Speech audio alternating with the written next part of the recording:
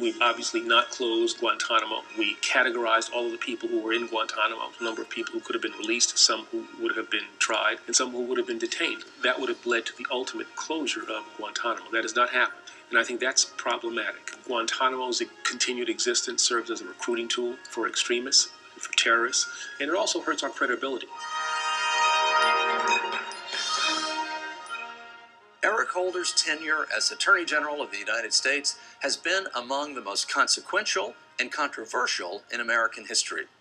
He has been forced to reckon with fundamental constitutional questions, such as a defense of the Voting Rights Act of 1965, the question of how best to prosecute the alleged organizers of the 9/11 terrorist attacks, and what to do with the dozens of detainees captured on the battlefields of Iraq and Afghanistan and now held for years without trial at Guantanamo Bay. The first African-American Attorney General, serving the first African-American president, he has also faced enormous expectations from his supporters and civil rights organizations on the left and bitter criticism from detractors on the right.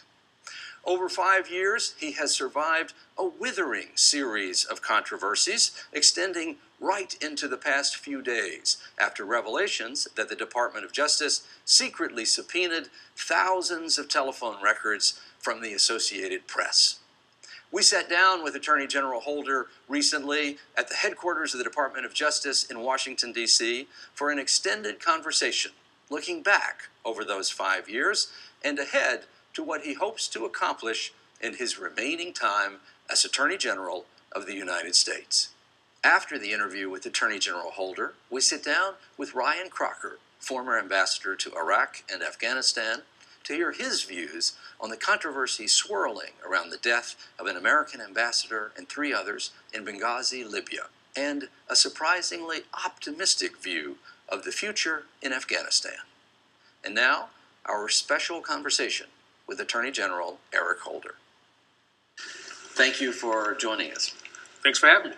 Your time as Attorney General is going to be remembered in terms of legacy around civil rights, voting rights, and terror prosecutions. But why don't we start with civil rights, or more specifically voting rights.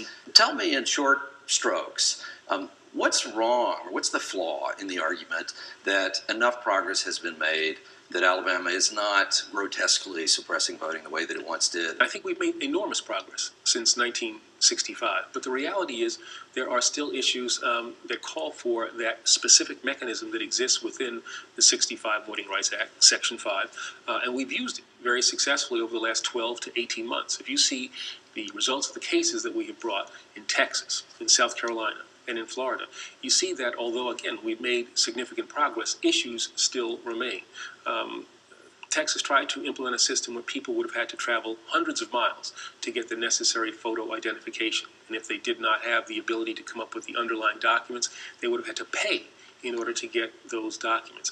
And that's inconsistent with who we say we are as a people. It's inconsistent with the arc of American history, which has always been to expand the number of people who vote.